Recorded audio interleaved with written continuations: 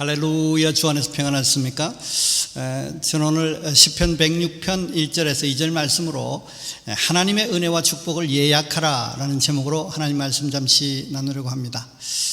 오늘은 추수감사주일로 지키면서 감사의 효과, 위력 등을 나누어서 은혜를 받으려고 하는 것이죠. 이른바 감사의 기적을 나누고 싶은 것입니다. 우리에게 이 추수감사주의를 지키면서 도시 생활을 하는 우리에게 질문이 있어요. 이 농사도 짓지 않았는데 굳이 추수감사를 지킬 필요가 있는가? 추수감사는 열매에 대한 감사, 결과와 성과에 대한 특별한 감사를 하는 것입니다. 그러므로 우리가 지킬 필요가 있는 것입니다. 추수감사주의는 특별한 감사를 하는 영적 이벤트입니다. 그래서 감사에 대해서 좀 더 깊이 생각하고 또 실제로 감사를 실행하고 또 감사에 대해서 생각하고 배우고 하는 그런 의의가 깊은 것입니다. 그러면 왜 그토록 하나님께서는 우리에게 감사를 강조하시고 요구하시는가? 그것은 감사의 놀라운 효능, 감사의 놀라운 은혜와 축복 때문이 아닌가 싶습니다. 감사는 지금까지 베풀어 주신 은혜와 축복을 유지시키는 아주 귀한 역할을 감당합니다. 또 효능이 있습니다. 성령의 역사로 통해서 참 좋은 감정을 표현하는 그런 중요한 방법이기 때문에 그렇습니다. 그러므로 감사는 지금의 은혜와 축복을 지속함이 있고요. 더 나아가서는 그 미래의 은혜와 축복을 예약하는 그런 기능이 있다는 것입니다. 감사의 신앙으로 그러므로 축복을 지속하고 예약하심으로 통해서 주 안에 행복을 만끽하시기를 주의 이름으로 축원합니다. 오늘 우리에게 주시는 하나님의 메시지는 찬양과 감사로 하나님의 은혜와 축복을 예약하라입니다. 찬양과 감사로 통해서 하나님의 은혜와 축복을 예약할 수 있고 또 실제로 찬양과 감사를 드림으로 통해서 은혜와 축복을 예약하며 살아라. 그것이 크리스찬이다. 그것이 크리스찬의 특권이다. 그렇게 살아야 크리스찬으로서 행복을 누리며 살 수 있다. 이런 것이죠. 오늘 본문은 시편 106편 1절 2절 보면 할렐루야 여호와께 감사하라. 그는 선하시며 그 인자하심이 영원함이로다. 누가 능히 여호와의 권능을 다 말하며 주께서 받으실 찬양을 다 선포하랴. 할 수 없다는 것입니다. 할렐루야라는 말은 히브리어입니다. 이 찬양하라라는 할렐루와 하나님이라는 뜻의 야훼의 축약한 야를 합친 말이죠. 그래서 야훼 하나님을 찬양하라, 할렐루야 그렇게 하는 것이죠. 여호와께 감사하라 그랬는데 이 감사하며 살아라, 감사를 실제로 실행해라 이 말인 것이죠. 그는 선하시며 인자하심이 영원하십니다. 영원함이로다 그랬는데요. 이게 선하시다는 말은 좋으신 분이시다. 그래서 좋은 것을 주시는 분이시다. 좋은 열매를 맺게 하시는 분이시다. 좋은 열매를 보장하시는 분이시다. 또 그 인자하심이 영원합니다고 할 때는 그 이제 자비로우심이 영원하다 이 말이죠. 정리하자면 영원한 자비로우심으로 통해서 우리에게 좋은 열매를 맺게 하시니까 그러니까 찬양하고 감사해라. 찬양하고 감사하면 영원한 자비로우심으로 좋은 열매를 맺게 하신다 이런 얘기입니다. 그래서 우리는 이렇게 말할 수 있어요. 찬양과 감사가 이 영원한 축복의 통로이라고 얘기할 수 있는 것이죠. 얼마 전에 언급했던 감격의 온도를 높이는 좋은 방법 중에 하나인 것이죠. 그 2절 말씀에 누가 능히 여호와의 권능을 다 말하며 주께서 받으실 찬양을 다 선포하랴. 이 말은 권능을 뭐 다 말할 수도 다 찬양을 선포할 수도 없다는 것입니다. 아무리 해도 과함이 될 수 없을 만큼 그런 선하심이 그 인자하심이 대단하다는 것이죠. 축복은 좋은 관계를 통해 흐릅니다. 그런데 우리는 복의 근원이신 하나님과 화목하지 못했습니다. 좋은 관계가 되지 못했습니다. 왜냐하면 죄인이 되었기 때문에 그렇습니다. 하나님은 선하시고 인자하심이 영원하신데 그런데 우리는 죄인 되었다 이 말입니다. 죄인 된 우리는 그 은혜와 축복을 누릴 수 없는 것이죠. 아무리 무한한 영원한 그 선하심과 인자하심을 하나님이 가졌다 손치더라도 우리 공의의 하나님 앞에 죄인으로선 우리에게는 그 은혜의 혜택을 누릴 수 없다는 것입니다. 그런데 좋은 관계를 예수 그리스도로 통해서 여셨어요. 우리가 강조하는 것이지 않습니까? 우리가 믿는 것이지 않습니까? 우리가 이것 때문에 살지 않습니까? 이것 때문에 사역하지 않습니까? 로마서 5장 8절 말씀에 우리가 죄인 되었을 때 그리스도께서 우리를 위하여 죽으심으로 하나님께서 우리에 대한 자기의 사랑을 확정하셨느니라. 에베소서 1장 7절 말씀인데 우리는 그리스도 안에서 그 은혜의 풍성함을 따라 그의 피로 말미암아 속량 곧 죄 사함을 받았느니라. 속량 죄 사함을 받았기 때문에 하나님 관계를 회복시키신 것이, 그래서 이 십자가의 은혜로 통해서 이 선하심과 인자하심이 우리가 관계가 있게 하시고 우리의 것이 될 수 있게 하셨다는 것입니다. 그런데 이 은혜를 영원히 누리기 위해서 하나님과의 좋은 관계를 지속하는 것이 필요합니다. 다시 말하면 십자가로 통해서 열어주신, 우리가 믿음으로 통해서 얻게 하신 그 좋은 관계를 지속하는 것이 아주 중요하다는 것이죠. 관계를, 인격 관계에서 관계를 지속하는 방법은 좋은 감정을 표현하는 것입니다. 찬양과 감사는 좋은 관계를 유지하는 데 탁월한 효과가 있습니다. 그래서 우리의 삶의 현장에 진정한 감사가 이루어지면, 실제로 이루어지면 주님과의 좋은 관계가 지속될 수 있다는 것입니다. 그런데 이것은 어렵습니다.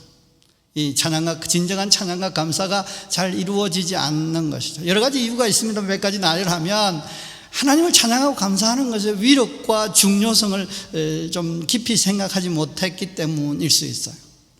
칭찬하고 인정하고 높이고 이것이 얼마나 인격 관계에서 대단한 것인지를 우리는 잘 인식하지 못했어요.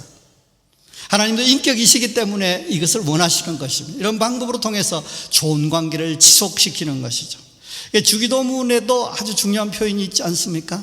이 기도 이렇게 해라, 이 기도 내가 응답하고 싶다, 내가 이 기도를 니네들이 하고 내가 응답하고 그러므로 통해서 너희가 영원히 은혜와 축복을 누릴 수 있다라는 방법으로 이렇게 기도하라고 가르쳐 주신 내용 중에 바로 이름이 거룩히 여김을 받으시오며 라는 표현이 있습니다.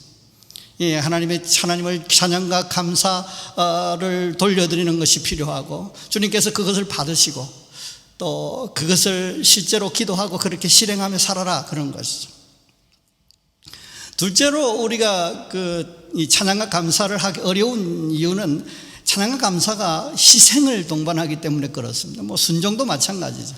그래서 부담스러워하는 것입니다. 추수감사 참 좋지 않습니까? 그런데 왜 추수감사하면 부담이 생깁니까? 몸과 마음과 시간과 물질을 희생하는 그 희생이 동반되기 때문에 그렇습니다. 그런데 우리가 걱정하지 않을 것은, 우리가 그렇게 부담스러워하지 않아도 될 것은, 십자가의 은혜는 우리로 하여금 자발적으로 찬양과 감사를 할 수 있게 하셨다는 것이죠. 왜냐하면 먼저 놀라운 은혜를 먼저 주셨습니다. 그래서 우리가 먼저 받고 나중 실행하기 때문에 할 수 있는 것이죠. 먼저 베푸신 은혜로 통해서 우리가 감격하고 은혜를 입고 하나님께서 축복을 누리게 하시고 그것에 대해서 감사하면서 찬양과 감사 할 수 있다는 것은 아주 중요한 것이죠. 영원한 복을 값없이 은혜로 주시되 먼저 주시기 때문에 가능한 것입니다. 먼저 받고 후에 드리면 이 즐겨드림이 가능할 수 있게 한다는 것입니다. 두 번째는 찬양과 감사의 효능과 위력을 알게 하신 것이죠.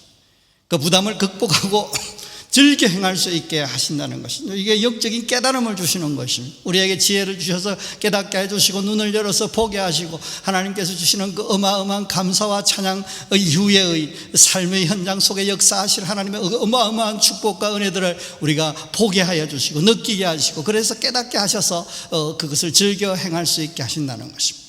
더 나아가서는 그 은혜와 축복의 보장과 예약이 덤으로 이렇게 우리에게 주어졌다는 것입니다. 더 큰 덤을 주셨다는 것입니다. 그러므로 찬양과 감사의 생활로 통해서 지금까지 누리던 은혜와 축복이 지속되면서 더 증폭되고 더 풍성해지는 은혜를 누릴 수 있게 하나님께서 덤을 주셨다는 것입니다. 그래서 오늘 본문에 할렐루야 여호와께 감사하라, 그는 선하시며 그 인자하심이 영원함이로다 그랬습니다. 여호와 하나님을 찬양하고 감사하라, 영원한 자비로 좋은 열매를 보장하신다는 것입니다. 누가 능히 여호와의 권능을 다 말하며 주께서 받으실 찬양을 다 선포하랴, 그것이 아무리 지나치려고 해도 지나칠 수 없다라고 말씀하고 있는 것입니다. 사랑하는 성도 여러분, 여러분은 찬양과 감사의 생활을 잘하고 계신지요? 수시로 찬양하며 감사하고 특별한 경우에 특별히 찬양하고 감사하고 그렇게 살면 좋겠어요. 그렇게 하신다면 참 잘하시는 겁니다. 더 더 큰, 더 깊은 신앙이 필요 없어요. 그렇게 살면 되는 거죠. 그러면서 찬양하고 감사하는데 내게 기쁨이 없을 수 없지 않습니까?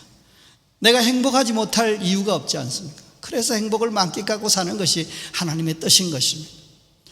혹시 위력을, 이 찬양과 감사의 위력이나 효능을 잘 몰라서 소홀했다면 오늘 이런 계기를 통해서 신경 써서 의도적으로 찬양과 경배의 삶을 살게노라고 다짐하면서 또 실행하면서 시작하는 그런 모습이 필요하다는 것입니다.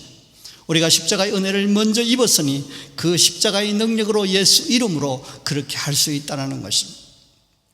여러분, 오늘 본문에 찬양하라 감사하라는 것은 찬양과 감사를 구체적으로 표현하라는 것입니다. 그 대상은 먼저 하나님께 하라는 것이죠. 더 나아가서는 또 좀 더 범위를 넓히면 아울러 사람이나 주변 상황에 대해서 그런 태도를 갖는 것, 그 감사의 태도를 갖는 것은 아주 중요한 것이죠. 감사에는 그 귀한 별명이 많은 것을 제가 발견하게 됐어요. 귀한 표현들이 많았어요. 한결같이 긍정과 축복의 표현이었습니다. 인상 깊었던 것이 감사는 축복의 부메랑이다라는 표현.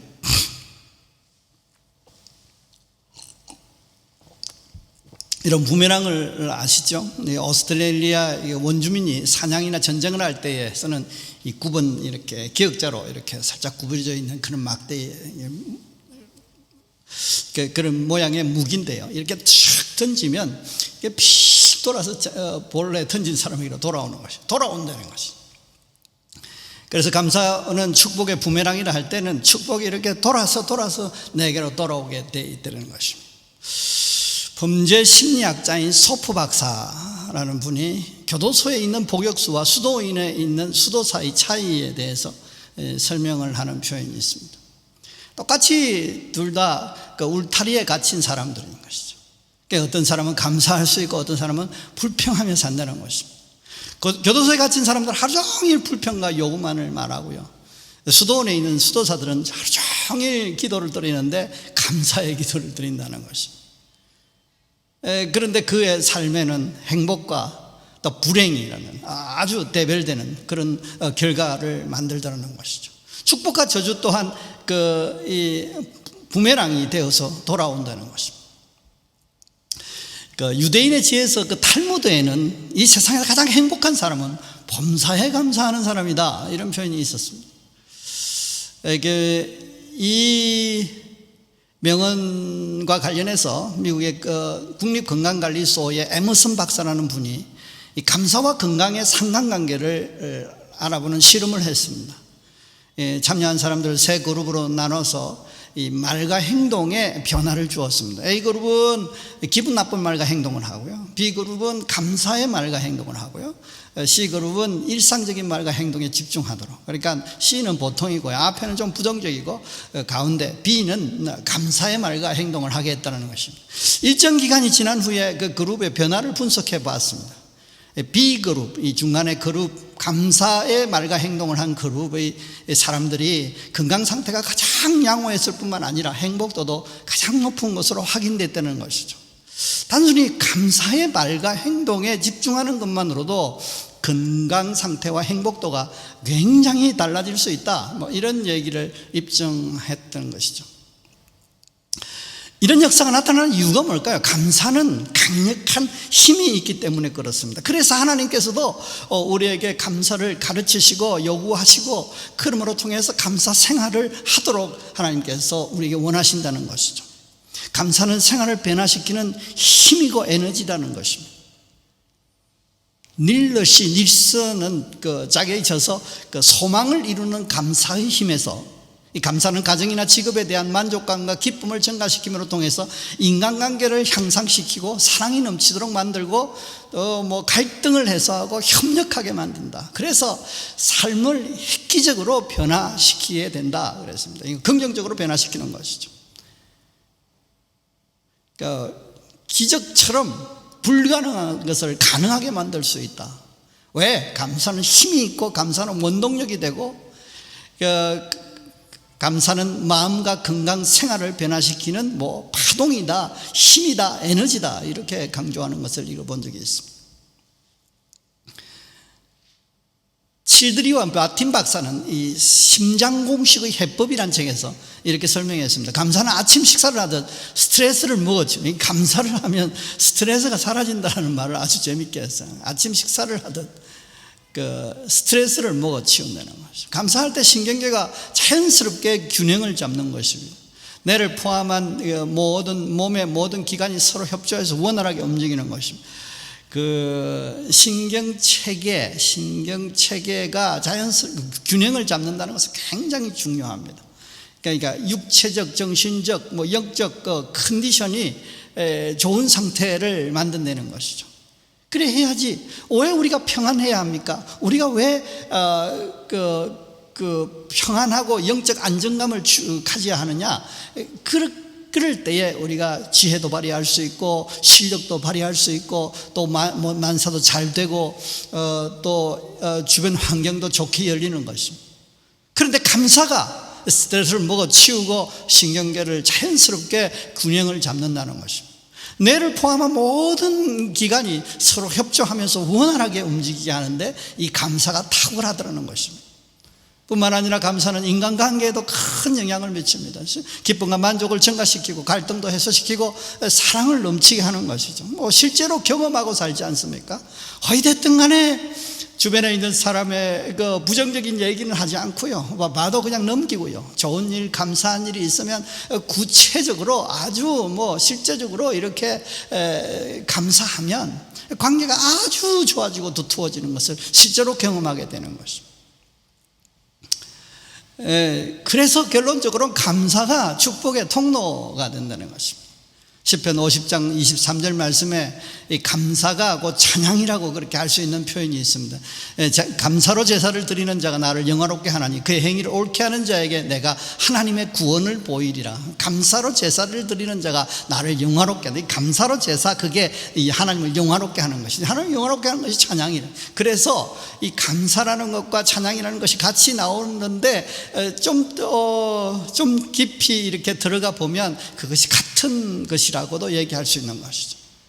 그 행위를 옳게 하는 자에게 내가 하나님의 구원을 구원의 은혜와 축복을 그 자에게 베풀어 주신다는 것입니다. 그러므로 진정으로 감사를 말로 표현하는 것이 아주 중요합니다. 하나님께 우리가 먼저 그걸 필요하는 것이죠. 주변 사람과 상황에 대해서 이렇게 하는 것이 곧 천지를 주재하시는 하나님께 하는 것입니다. 찬양과 감사의 말과 태도는 행복하게 하고 풍성하게 하고 성공하게 하는 것입니다. 이건 책에서 따온 게 아니고 제 얘기입니다.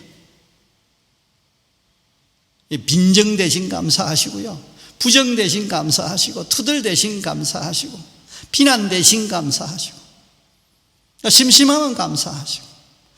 저는 감사 이 설교를 준비하다가 한 달 전에 받은 그 결혼식 초대장을 찾아서 다시 보면서 축의금을 송금하고 문자를 보냈습니다. 목사님이신데 귀한 좋은 목사님이신데 아드님이 결혼하신다고 제게 문자가 왔어요. 이렇게 누르다가 제게 특별히 선교사인 제게 축의금을 보내라고 특별히 보낸 것은 아닐 것입니다. 그런데 지인들 이렇게 전화번호 리스트에서 이렇게 보내다가 단체로 보낸 것이 제게 전달된 것이죠. 한 달 전에 왔습니다. 근데 감사 설교를 하다가 이분에게 감사를 드려야 되겠다. 왜냐하면 선교지도 오시고 얼마나 선교에 지원도 하셨는지 감사했습니다. 그래서 축의금을 송금하고 문자를 보냈습니다. 축하드리고 축복합니다 라고. 얼마나 마음이 훈훈해졌는지 모릅니다. 답장이 왔어요. 괜한 부담을 드린 것 같다고 하면서. 제 짧은 목회 경험이지만 목회 경험 중에 확실히 체험한 것은 감사하는 사람들이 복을 받더라는 것입니다. 감사하는 사람들이 잘 되더라는 것입니다. 감사하는 사람들이 풍성을 누리더라는 것입니다. 감사의 그 희생보다 감사의 그 은혜와 축복이 훨씬 더 크고 귀하다는 것입니다. 그래서 하나님께서 그토록 우리가 감사하며 살기를 말씀하시고 강조하셨다고 볼 수 있는 것이죠. 근래 감사 인생이란 책이 출간돼서 김도인 목사님, 그러니까 이재영 목사님이 공저하셨는데요. 무엇에 대하여 감사할 수 있을 것이냐에 대해서 도움을 주었어요. 목차만 소개를 하면 그래요. 다 소개는 할 수 없고요. 하루에 대한 감사가 있고 뭐 한 달 뭐 이렇게 1년 뭐 이렇게 감사가 있고 평생에 대한 감사가 있고 이렇게 있는데, 하루에 대한 감사와 평생에 대한 감사만 소개하겠습니다. 생명 주심을 감사하라. 평범한 하루를 감사하라. 새벽 기도할 수 있음을 감사하라. 가족 주심을 감사하라. 하루의 시작을 감사하라. 눈 맞춤을 감사하라. 감사로 하루에 마침표를 찍어라. 아주 은혜되는 말이었어요. 저는 잠자리에 잠을 청하면서 불을 끄고 눈을 감으면서 하나님께 찬양과 감사의 기도를 드립니다. 오늘은 이것저것을 오늘 주신 하나님의 은혜와 축복들을 이것저것 나누며 아주 감격했던, 감사했던 것, 이런 거. 오늘은 누구를 만나게 해주셔서 감사합니다. 오늘은 이런 이익이 있어서 감사합니다. 네, 오늘 이런 하나님의 성과가 있어서 감사합니다. 위기에서 구출해 주셔서 감사합니다. 이런 것들을 아울러 감사하고, 아울러 뭐 힘든 것들 또 말씀을 드리긴 합니다만, 그렇게 해서 마무리를 하니 얼마나 편안한지 모릅니다. 내일은 더 큰 은혜와 축복으로 채우실 것을 예약하면서 이 잠자리에 들게 되는 것입니다. 평생에 대한 감사, 이거는 사명을 주심을 감사하라. 좀 커요, 그죠? 만남을 주심을 감사, 동행을 감사하라. 고난을 감사하라. 신앙 생활을 감사하라. 평생 감사하는 것이 최고의 삶이다. 그렇게 결론을 짓고 있습니다. 오늘은 이렇게 고백하며 선포하면 좋겠어요. 감사하며 찬양하며 감사하며 살리라.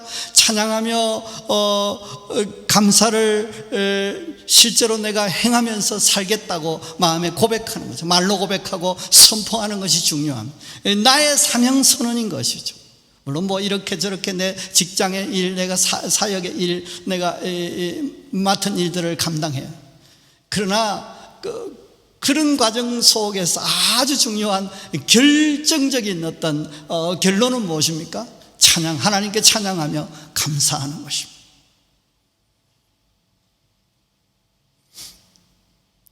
두 번째로는 찬양과 감사를 생각하십시오. 하나님을 어떻게 하면 찬양하고 어떻게 하면 더 하나님을 감동시킬 만큼 감사할 것인가? 어떻게 하면 하나님을 기뻐지게 해드릴 것인가? 또 어떻게 하면 주변을 감동하게 할 것인가를 염두에 두면서 깨달아지는 지혜가 있다면 하나씩 실행해 보는 것입니다. 한꺼번에 어마어마한 것들을 하기는 힘들지 몰라도 조금씩 주시는 아이디어에 따라서 할 수 있는 것들을 조금씩 실행하는 것은 할 수 있는 것입니다. 감사를 생각하십시오. 늘 어떻게 하면 하나님을 기쁘시게, 하나님을 감동시킬 것인가. 더 나아가서는 어떻게 하면 내 주변 사람들을 기쁘게 해드리며 감동을 줄 것인가. 사람을 감동하는 것 방법은 뭐 호구되면 돼요. 호구. 뭐 오리가지 하면 심리가고 걷어 달라면 속옷 주고, 속옷 달라면 걷어 주고, 뭐 함께 하자 그러면 함께 하고요. 그래서 사람들은 그것을 호구라고 말합니다. 그렇게 해서 뭐 남는 게 뭐 있겠냐 그렇게 하지만 우리가 주 안에 있기 때문에 그렇게 해도 되는 것이죠. 감사를 생각하면서 염두에 두면서 어떻게 하면 할 것인가를 찾아서 생활하는 것 아주 중요합니다. 그리고 찬양과 감사를 느끼십시오. 참 어려운 말입니다만, 좀 이상해 보이는 말입니다만, 늘 미소를 머금고 찬양과 감사를 즐기는 것입니다. 찬양과 감사의 노래가 아주 중요해요. 찬양을 하십시오. 기타를 칠 수 있으면 기타를 치면서 노래를 하십시오. 아주 미소를 지으며 이게 찬양과 감사를 즐기시는 것입니다. 사람들에게 찬양과 감사를 함으로 통해서 보람을 느끼면서 그것을 즐기는 것입니다. 하나님께 찬양과 감사를 드리면서 하나님이 기뻐하심을 내 영이 느끼고 내 마음이 느끼고 내 육체가 느낌으로 통해서 즐기는 것이, 이것이 찬양과 감사를 느끼는 것입니다. 즐기는 것입니다. 찬양과 감사로 통해서 지금의 축복을 유지시키고 다음의 축복을 예약하심으로 통해서, 그러므로 행복을 영원히 만끽하시는 여러분 되시기를 주의 이름으로 축원합니다. 기도하시겠습니다. 살아계서 역사하시는 하나님 아버지, 오늘도 은혜 주셔서 우리가 찬양과 감사로 통해서 지금 주신 은혜와 축복을 유지하게 하시고 더 나아가서 다음의 은혜와 축복을 예약할 수 있다는 하나님 말씀을 들었습니다. 아버지, 찬양과 감사를 하면서 살기를 원합니다. 하나님, 그렇게 살리라고 다짐해 봅니다. 이 다짐에 성령께서 기름 부어주셔서 주님 실행할 수 있도록 힘을 주시고 환경을 열어주시고 시도할 수 있도록 인도해 주시옵소서. 뿐만 아니라 주님 찬양과 감사를 생각하게 하여 주시오. 어떻게 하면 하나님을 찬양하고 어떻게 하면 더 하나님께 감사할 것인가를 늘 염두에 두며 살게 하시고, 떠오르는 아이디어가 있을 때에 말씀으로 통해서 깨닫게 될 때에, 기도 중에 깨닫게 될 때 그것을 하나씩 하나씩 실행함으로 통해서 감사를 실행하게 하여 주시고, 그러므로 감사로 찬양과 감사로 통해 주어지는 은혜와 축복을 만끽하도록 인도해 주시고, 특히 감사와 찬양을 즐길 수 있는 저희들 되게 하여 주시옵소서. 찬양과 감사로 하나님께 영광을 돌릴 때에 하나님께서 기뻐하시고, 사랑하는 종아, 사랑하는 아들아, 내가 너를 기뻐한다고 하시는 음성을 듣게 하시고, 성령이 임재하시고 성령이 내 안에서 기뻐 뛰는 모습들을 경험할 수 있도록 역사하여 주시옵소서. 우리 주변에 주님 사람들에게 감사하고 감사를 나누게 하여 주시고 섬기게 하여 주시고, 그러므로 통해서 보람을 느끼고 더 기뻐하고 행복을 만끽하도록 주여 역사하여 주시옵소서. 그래서 오늘 말씀해 주신 대로 찬양과 감사로 하나님을 영화롭게 하고 또 이웃을 또 감사로 표현하게 함으로 통해서 행복을 만끽하는, 지금의 은혜의 축복을 누리며 유지시키며 더 나아가서 지속할 수 있게 하시되 영원히 지속하게 하심으로 통해서 다음의 축복을 예약하는 그런 은혜와 축복을 누리게 부족함이 없도록 인도해 주옵소서. 이제 내가 예수 그리스도 이름으로 명하노니 모든 질병은 떠나갈지어다, 모든 불합리는 해결될지어다, 모든 문제는 회복될지어다, 관계는 화목하게 될지어다. 그러므로 통해서 주시는 은혜와 축복을 만끽하며 살기에 부족함이 없도록 역사하여 주시옵소서. 이제는 주 예수 그리스도의 은혜와 하나님의 크신 사랑과 성령님의 역사하심이 오늘 또 하나님의 말씀 찬양과 감사로 하나님께 영광을 돌림으로 통해서 지금 주신 은혜와 축복을 유지하며 다음의 축복을 예약하라고 하시는, 그렇게 할 수 있다고 하시는 말씀을 듣고 그렇게 하기를 원하여 주님 앞에 감사와 찬양의 삶을 살기로 생각하고, 또한 주님 그것을 느끼기를 원하는 우리 온 식구들 머리무리 위에, 가정 위에, 직장 위에, 사업장 위에 이제부터 영원토록 함께 있을지어다. 아멘.